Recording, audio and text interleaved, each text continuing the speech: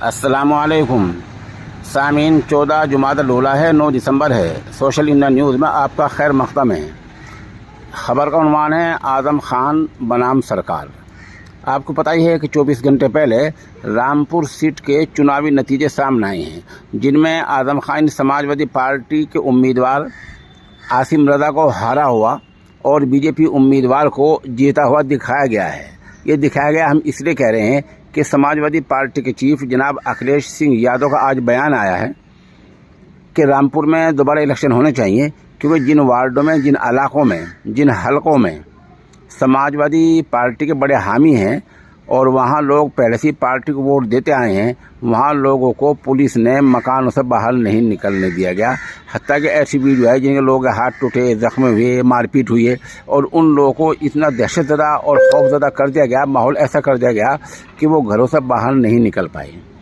इसलिए वहाँ पार्टी का उम्मीदवार हार गया, ऐसा अखिलेश यादव का बयान आया है।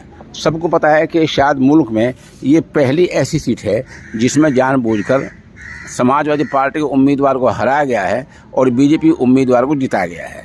ये मुकाबला उम्मीदवार बनाम पार्टी नहीं था, बल्कि समाजवादी उम्मीदवार बनाम सरकार था कि पूरी पुलिस खाकी वर्दी ने इस तरह बीजेपी उम्मीदवार का साथ दिया है।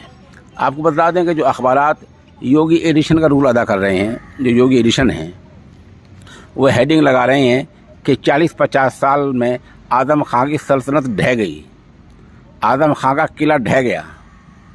इन्हें पता होना चाहिए कि महज वोट लेने से और इस तरह हराने से किसी का किला नहीं ढहा करता, इसका ताल्लुक दिलों से होता है और जुल्म की नाव हमेशा नहीं चला करती है, देर सवेर इंसाफ होना ही है।